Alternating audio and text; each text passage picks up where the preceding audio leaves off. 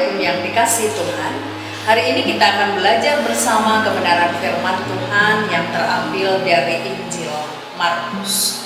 Bacaan ini sebenarnya bacaan yang juga kemarin kita renungkan bersama di dalam HUT ke-73 Yakub. Tapi kita akan mencoba untuk memperhatikan dari sudut pandang yang berbeda. Hanya sebelum itu, mari kita siapkan hati kita di dalam doa. Kita berdoa. Tuhan, kami sungguh bersyukur karena saat ini Kau memberikan kesempatan bagi kami untuk merenungkan firman-Mu, bagian dari cara Tuhan memelihara kehidupan beriman kami. Karena itu kami percaya Tuhan akan menguasai kami dengan Roh Kudus, baik kami sebagai penyampai maupun sebagai penerima firman-Mu, supaya semua yang kami pelajari, kami gumulkan berasal dari Tuhan, oleh karena Tuhan dan untuk hormat kemuliaan nama Tuhan. Kami siap untuk menerima firman-Mu, karena itu berbicaralah kepada kami yang benar. Dalam Kristus kami berdoa. Amin. Markus pasal 13 ayat 33 sampai dengan 37, Lembaga Alkitab Indonesia memberikan perikop ini judul Nasihat Supaya Berjaga-jaga. Saya akan membacakannya untuk kita semua demikian. Hati-hatilah dan berjaga-jagalah, sebab kamu tidak tahu bila manakah waktunya tiba. Dan halnya sama seperti seorang yang bepergian, yang meninggalkan rumahnya dan menyerahkan tanggung jawab kepada hamba-hambanya, masing-masing dengan tugasnya, dan memerintahkan penunggu pintu supaya berjaga-jaga. Karena itu berjaga-jagalah, sebab kamu tidak tahu bila manakah tuan rumah itu pulang, menjelang malam, atau tengah malam, atau larut malam, atau pagi buta, supaya kalau ia tiba-tiba datang, jangan kamu didapatinya sedang tidur. Apa yang kukatakan kepada kamu, kukatakan kepada semua orang, berjaga-jagalah. Demikian bacaan kita hari ini. Yang berbahagia adalah setiap kita yang merenungkan firman Tuhan dan yang melakukannya. Haleluya.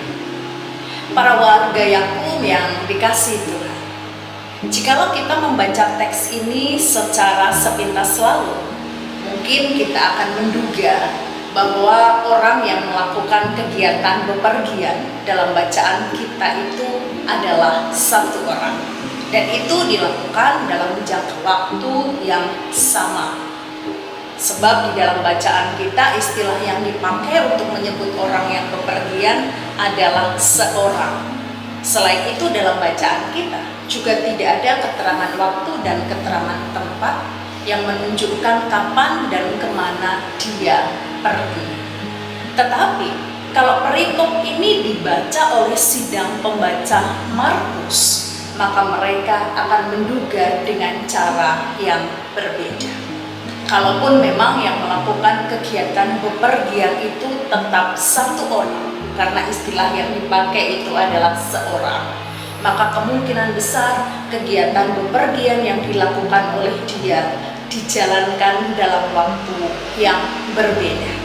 Sebab untuk konteks pada saat itu, melakukan kegiatan bepergian dengan cara dia menyerahkan harta bendanya untuk kemudian dipasrahkan kepada hamba-hambanya, lazimnya dilakukan oleh seseorang yang akan pergi jauh, dan dia tidak akan mungkin pulang di waktu itu juga atau di hari itu juga. Tetapi kalau seseorang itu bepergian dan berpesan kepada penjaga pintu agar dia standby ketika pulang, bahkan waktunya disebutkan dengan jelas, yaitu sebelum malam, larut malam, atau pagi buta, maka bisa jadi bepergiannya hanya dalam jarak dekat dan bisa pulang hari itu juga. Nah, terkait dengan hal itu, maka kalau pada saat ini kita diberikan kesempatan untuk merenungkan bersama tentang hal yang berhubungan dengan hati-hatilah dan berjaga-jagalah, itu artinya kita diberikan kesempatan untuk memahaminya melalui sikap yang mesti diperlihatkan oleh hamba yang diberikan tanggung jawab oleh tuannya ketika tuan itu pergi jauh yang kita tidak tahu kapan pulangnya, dan juga melalui sikap yang diperlihatkan oleh si penjaga pintu ketika tuannya akan pulang pada hari itu juga. Nah, terkait dengan dua konteks bepergian itu, penginjil Matius dan penginjil Lukas sebenarnya membantu kita, karena bacaan kita memiliki paralel dengan kisah perumpamaan tentang talenta di dalam Injil Matius, dan juga paralel dengan nasihat tentang kewaspadaan yang bisa kita baca di dalam Injil Lukas. Untuk perumpamaan tentang talenta yang menggambarkan seseorang yang pergi jauh dan kemudian menyerahkan harta bendanya kepada hamba-hambanya, semua dari kita tahu bahwa pada saat itu tuan rumah memberikan kepada hamba-hambanya talenta yang berbeda.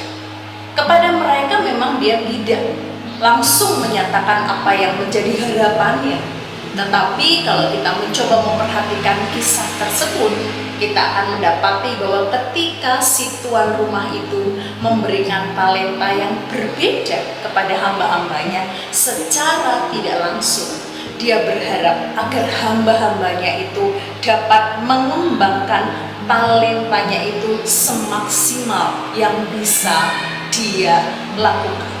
Dan hal itu bisa dikerjakan dengan kreatif, dengan dia mau bersinergi dengan banyak orang. Karena ketika dia dapat mengembangkannya, ada reward yang diberikan si tuan rumah ketika dia pulang. Rewardnya apa? Dia akan dilayani oleh si tuan rumah itu. Dia akan diberikan kepercayaan lebih, dan dia akan diberikan kesempatan untuk tinggal bersama dengan tuannya di rumah itu. Tetapi bagi orang yang tidak dapat mengembangkannya, yang ketika si tuan rumah itu pergi, dia tidak melakukan apa-apa, bahkan dia berpikir negatif tentang si tuan rumah, maka dia akan diberikan punishment. Punishmentnya apa? Dia tidak akan lagi diberikan kepercayaan, dan dia tidak akan lagi tinggal bersama dengan tuannya. Nah, terkait dengan gambaran yang seperti itu, maka jikalau di dalam Injil Markus tadi disebutkan pernyataan yang demikian, hati-hatilah dan berjaga-jagalah, sebab kamu tidak tahu bila manakah waktunya tiba. Dan halnya sama seperti seorang yang bepergian, yang meninggalkan rumahnya dan menyerahkan tanggung jawab kepada hamba-hambanya masing-masing dengan tugasnya. Maka itu artinya makna berjaga-jaga dan berhati-hati yang dimaksudkan dalam konteks ini adalah yang pertama, setiap orang diminta bertanggung jawab terhadap tugas yang diberikannya.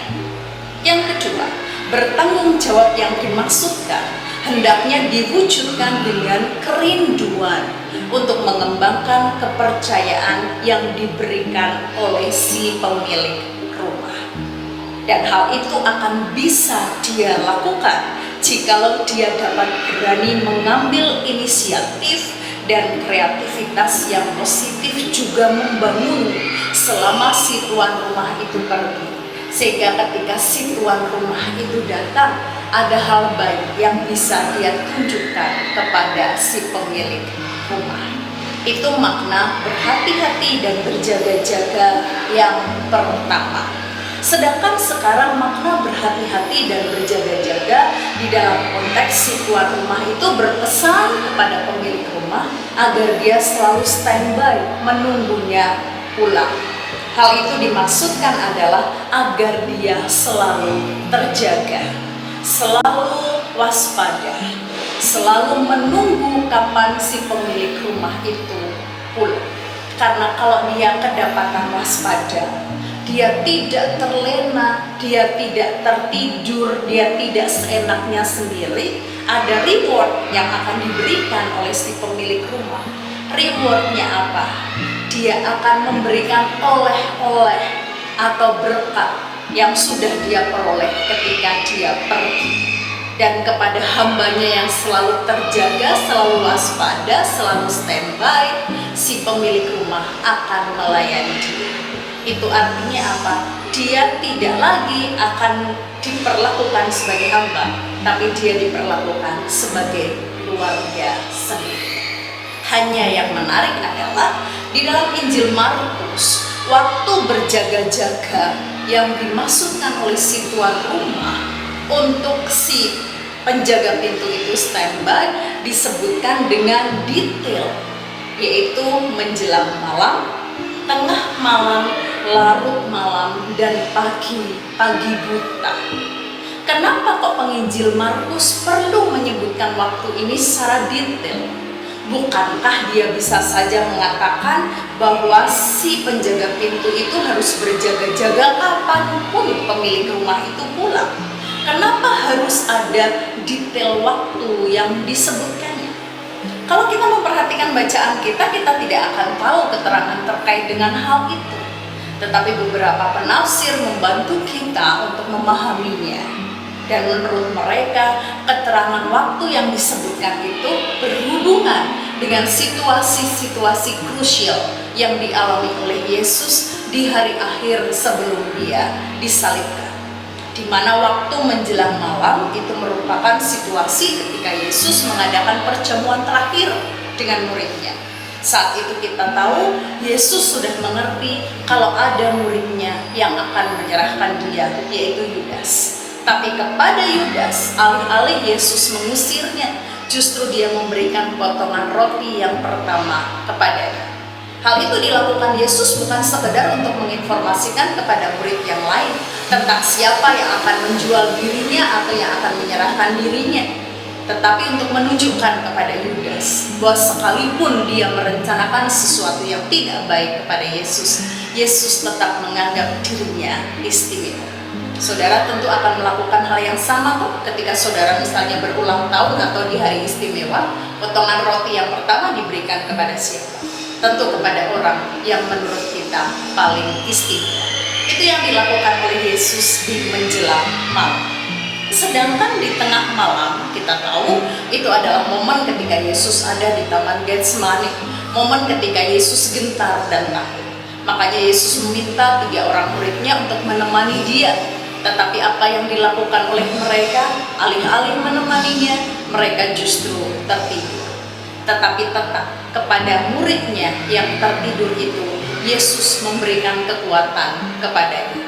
Yesus tidak mengusirnya, Yesus tidak marah, Yesus justru mengingatkan agar mereka terus berdoa. Sedangkan waktu yang ketiga itu adalah larut malam. Itu adalah saat di mana Yesus ada di hadapan Kayafas. Kita tahu benar saat itu Petrus menyangkal Yesus 3 kali, sebagaimana yang sudah disampaikan Yesus kepada Petrus sebelumnya. Tetapi alih-alih Yesus marah, Yesus justru memalingkan wajahnya kepada Petrus. Artinya apa? Bukan untuk menjelaskan kepada Petrus bahwa peringatannya yang kemarin atau yang tadi itu benar, tetapi untuk menunjukkan kepada Petrus, sekalipun dia sudah menyangkalnya, Yesus tetap berkenan akan dirinya. Itu seperti formula berkat imamat yang selama ini kita dengar setiap kali kita mau pulang ibadah. Tuhan memberkatimu dan melindungimu, Tuhan menghadapkan wajahnya kepadamu dan memberikan engkau damai sejahtera. Jadi kalau Yesus berkenan menghadapkan wajahnya kepada Petrus yang sudah menyangkalnya, itu artinya Yesus berkenan akan dia. Dan yang keempat itu adalah pagi buta. Itu saat ketika Yesus divonis hukuman mati dengan cara disalibkan. Entah seperti itu, Yesus tidak gentar di hadapan Pilatus. Yesus tetap menyatakan suara kebenarannya.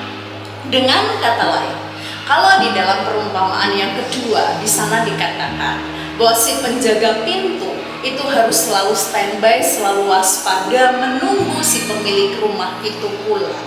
Entahkah menjelang malam, tengah malam, larut malam atau pagi-pagi buta, itu artinya hati-hati dan berjaga-jaga yang dimaksudkan adalah mereka harus selalu siap sedia untuk menunjukkan pertanggungjawaban atas kepercayaan yang telah diberikan, betapapun untuk itu dia harus berhadapan dengan situasi-situasi yang berat.